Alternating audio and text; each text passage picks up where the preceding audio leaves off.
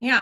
So Honey is my real name, which I get asked quite a bit. My parents were hippies. So I grew up from the age of, I think about 1.5 in a community up in Washington State. And that community still exists today. And I had a lot of freedom. So we got to do art all day or do whatever we wanted until I started school, which I didn't really enjoy very much, but honestly, I loved where I lived and I got to do a lot of things. Like I would just run off to the neighbors a half a mile away, and it was not a big deal at like 6 years old.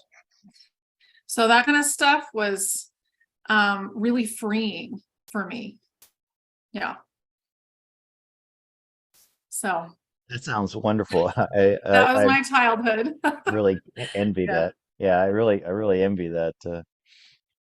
And when did you discover that you had abilities that other people didn't have? And how did that show itself? I've always had really good intuition. Um, so I'll tell you one thing that nobody knows. So, because you asked me for that, at the age of 12, I had a vision. And the vision was like, it's like I woke up and I had this vision that I was on horseback and I was going up a canyon, and it was just filled with trees, and there was a lodge, and I knew that we had to get past the lodge to be safe. So I told my dad, who is a big person who listens to like Nostradamus, he would read that, Edgar Casey, all of that stuff. So he's like, so where we have to go. And we came here, Colorado, where I live now, when I was 12 or 13. So right after that dream, he just packed up the whole family. We all came down and we looked for land. The place was not available until I was probably in my 30s. But we now own a place above what looks like a lodge. And it was the place that was going to keep us safe if the Edgar Casey map ever actually happened. That's right. So Right. in about 2009, I was really stressed about it. And I was like, okay, we got to get something built up there.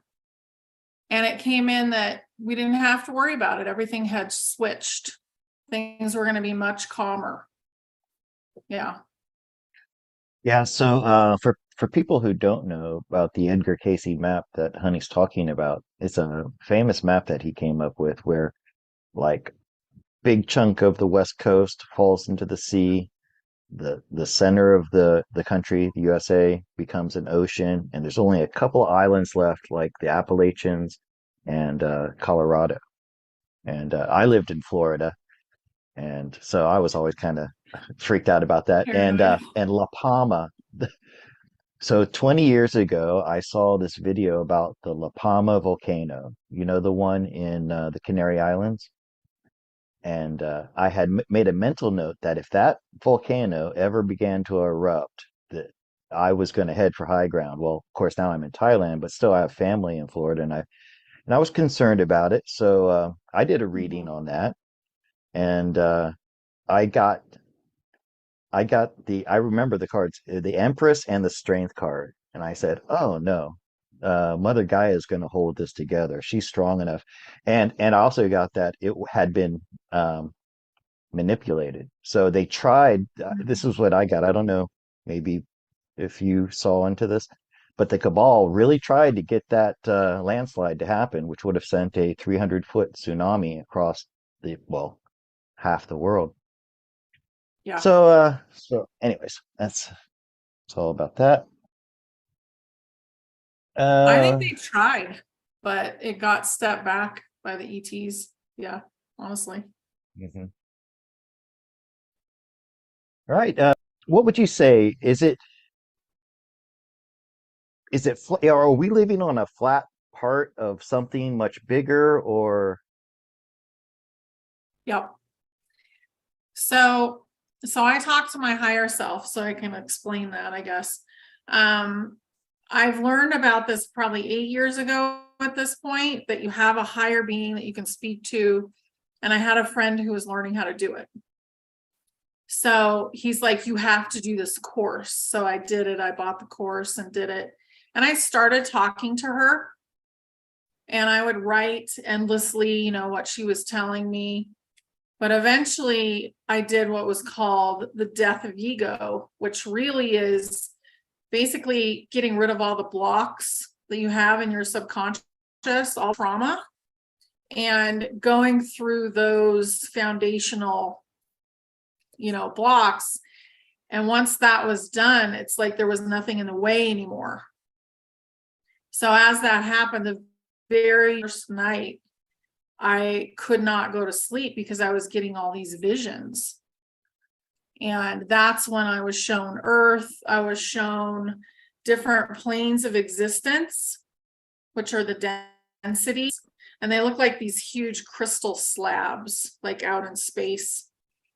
And you could see into them because they were clear like quartz crystal. And she showed me the shape of the Earth. And then I just kept asking questions. And I was told to get on YouTube. So I did Oh, that. really? And yeah, so the whole thing has been constantly checking in with her. But honestly, I'm asking questions all day long. That's kind of how my life runs now. Yeah. So everything is built out of grids. So just like you think about the matrix or whatever. So think about like layer after layer of grids. And you could do this also by thinking about honeycomb. But layer after layer of honeycombs is how the universe is built. And a lot of it is spherical, but with like when I build a force field, like if I don't want to be bothered with other people's energy, I will just say force field up. And then you have a force field that's like a geodesic dome, but Right. it's actually a whole circle. And that just takes you through the day, and then nobody's stuff is bumping into you, you know, because somebody might be in a bad mood or maybe they think differently than you do, but you just kind of cruise through with that around you. And that's the universe. Like the universe is turning crystalline. So we're going to have all these beautiful shapes that are like that. Mhm. Yeah.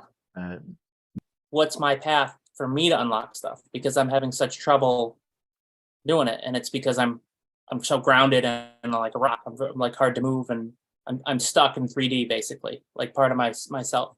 So it really interests me, like how would someone start trying to unblock things?